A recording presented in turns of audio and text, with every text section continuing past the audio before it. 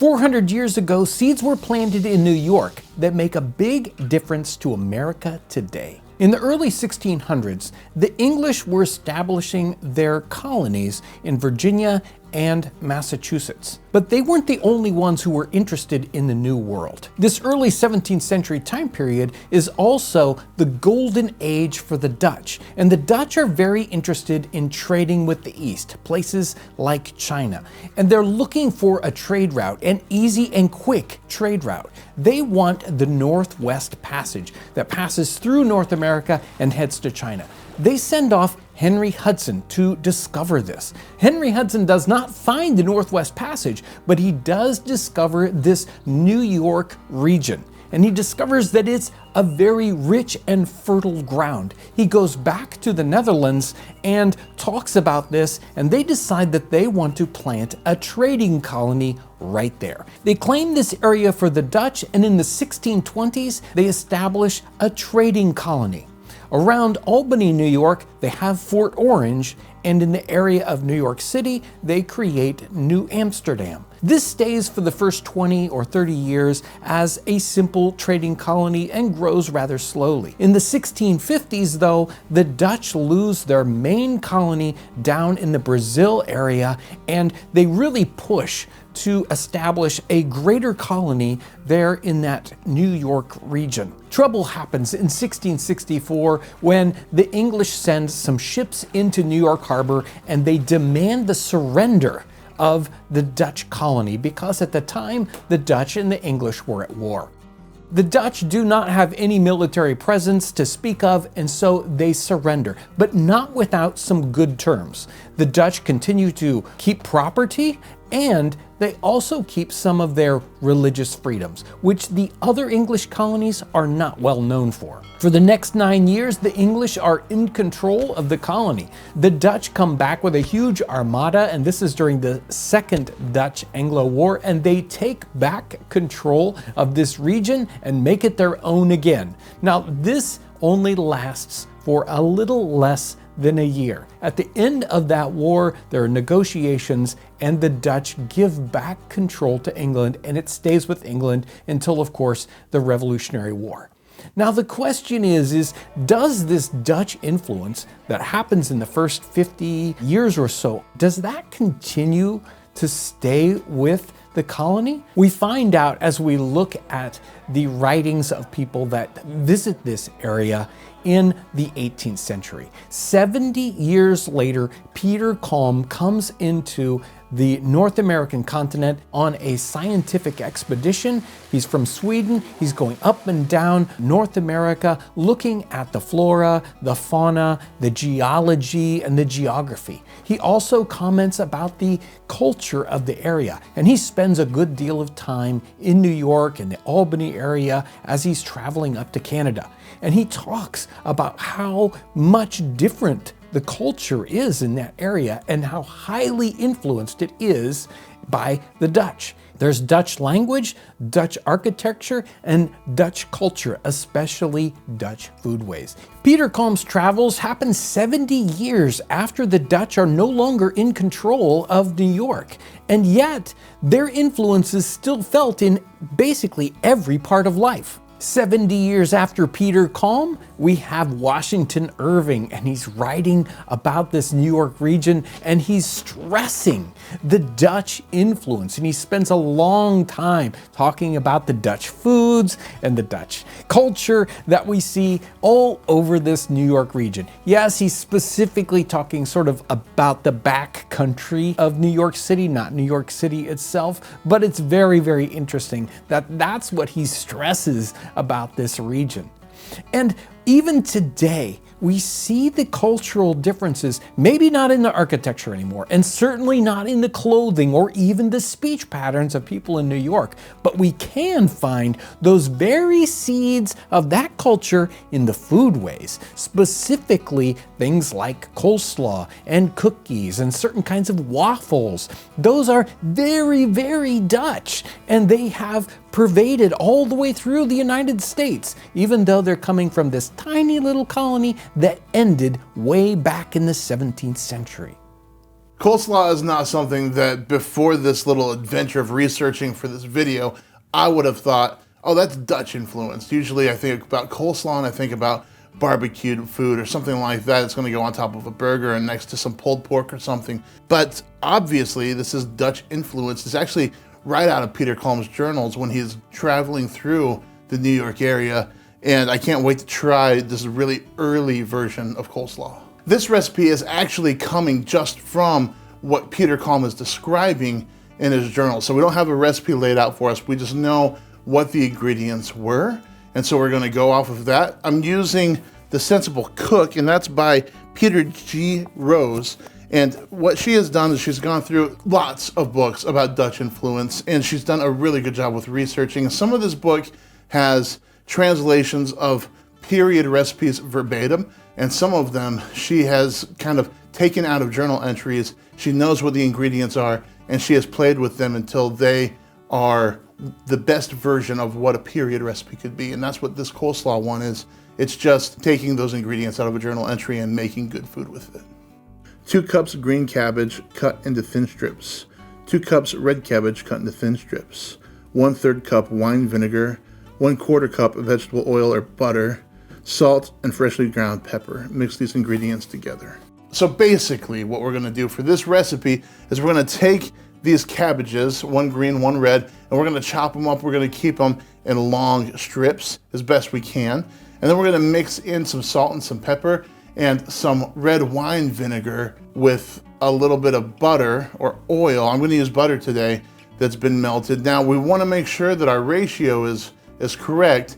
We want more vinegar than we want fat. And we have several references to salads that the Dutch people were eating very little fat, lots of vinegar. So that's what we're gonna go with today. One of the things that I've always thought about coleslaw is when it comes to the table, it looks fantastic. You've got these really bright colors in it, whether it's on top of your burger kind of falling off, it looks pretty, or it just comes to the table in a big bowl and you're scooping it out. It makes the plate look lively. I think the thing that's gonna be different about this is I'm not sure that I've ever had butter, like an animal fat, in a coleslaw, so I expect that to really jump out at me. We're gonna give it a try real quick. Okay, so the animal fat does jump out and it is kind of like the backbone for this dish, but the vinegar is stronger and it kind of marries really well together. So the vinegar isn't like making you pucker up, but the animal fat is not overpowering anything. A little bit of salt and pepper, and this is really perfect coleslaw. I would serve this at a modern table for a barbecue or something just as it is. It's really good.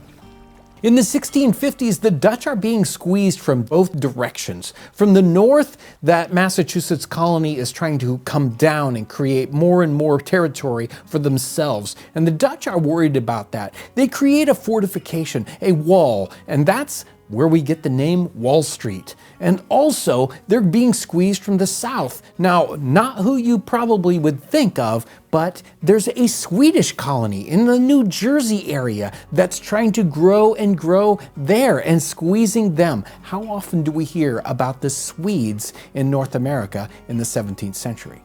In the 18th century, New York grows into an amazing commercial hub, a very important port, specifically because of that New York harbor region and the rivers that flow into it.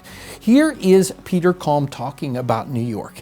He says, New York probably carries on more extensive commerce than any town in English North American provinces. At least it may be said to equal them. Boston and Philadelphia, however, come very near up to it. The trade of New York extends to many places. When we think about colonial history, of course, there's the standout places like Boston and Philadelphia, but we don't really think about New York as a major center right here in the middle of the 18th century. It only took a few years for New York to catch up with these other major centers to become a powerful part of North America.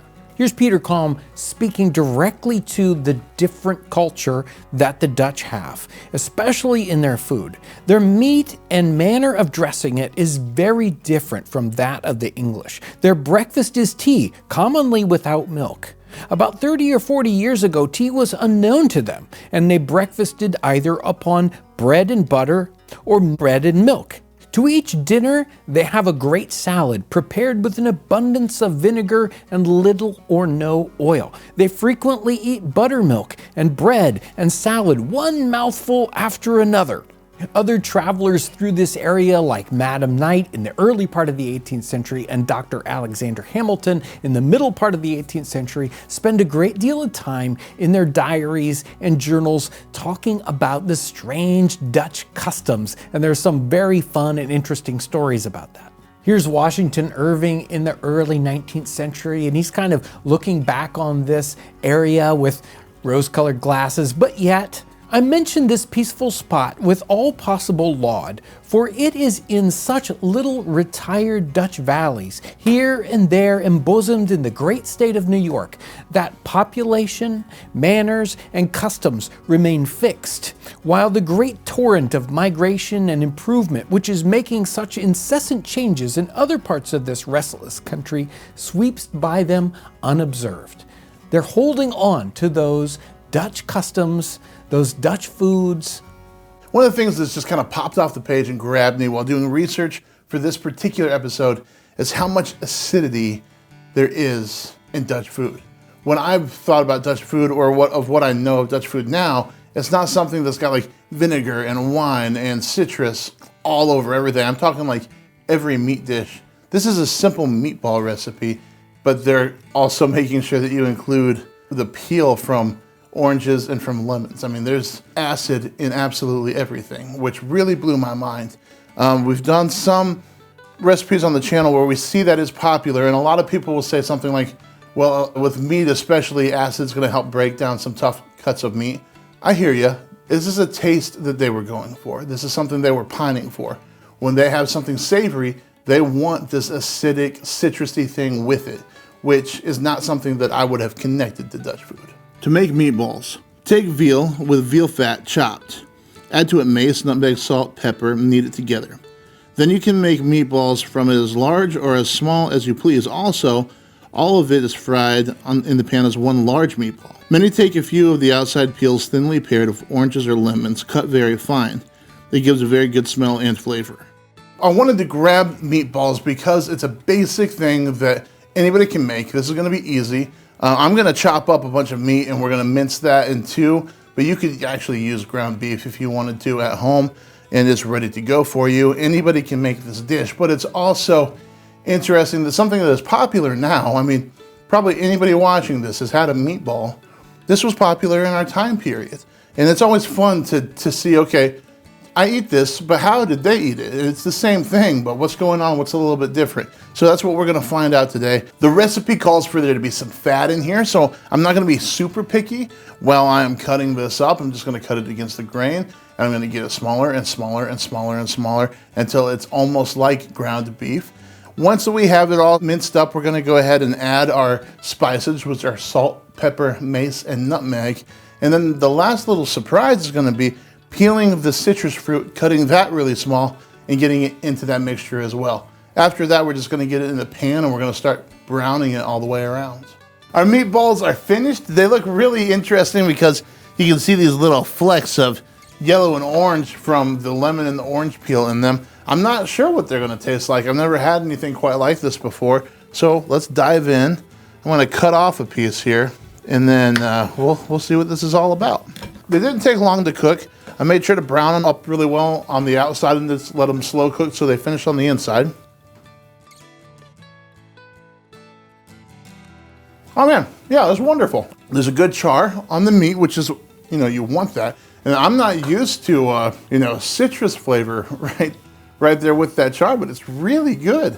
And it's bright. It's really bright because, you can have a meatloaf or meatballs or something like that and it just feels heavy the whole time. Well, this brings something bright into it, so it doesn't feel like that. It's really, really actually good. I might start doing that more at home. We also see Dutch influence in the first cookbook that is written by an American for America, and that is Emilia Simmons's cookbook in 1796. Again, this is 120 years after the Dutch are no longer in charge of New York. And yet, the recipes in this cookbook have hints to those very, very deep Dutch roots. Things like the first recipe we have for cookies. This cookbook also has the first real references to chemical leavening, which is very, very Dutch in its origin. In this instance, chemical leavening is the use of potassium carbonate, which is related to our baking soda and baking powder, which we use in all kinds of dishes today.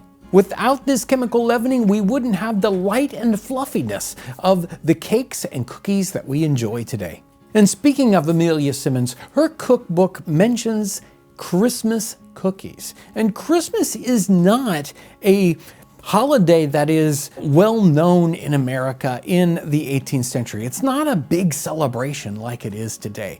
But one of the reasons why it's a big celebration today is because the Dutch bring in their idea of celebrating Christmas, and that grows and grows through the 19th century. Nobody really knows exactly the whole story around Amelia Simmons, but she's obviously from this New York area, and we think around Albany. Another popular food we have today is the biscuit, and the first real essence we have of the biscuit in America is Margaretta Curley's writing in 1799. She's from that New York, Long Island region, and she's speaking of these chemical leavened little cakes that you bake when you don't have time to make bread with yeast. And she goes into an elaborate discussion of this kind of special bread they make in this New York area just for their guests.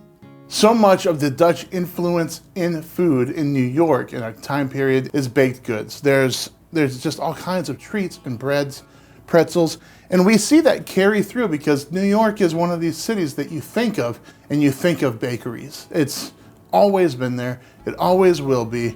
It's popular in culture. Everybody knows about, the rye bread in particular sitcom or just different situations, the black and white cookies. There are so many baked treats there. Now this one is going to be a little bit interesting. It's going to be different. You guys can do it at home and you can do it in a very modern way or in a period way. We're going to stick to the classics here, but we're not going to make a batter. We're using bread that's already been baked, something that's been sitting around for a little while. We're going to give new life to it.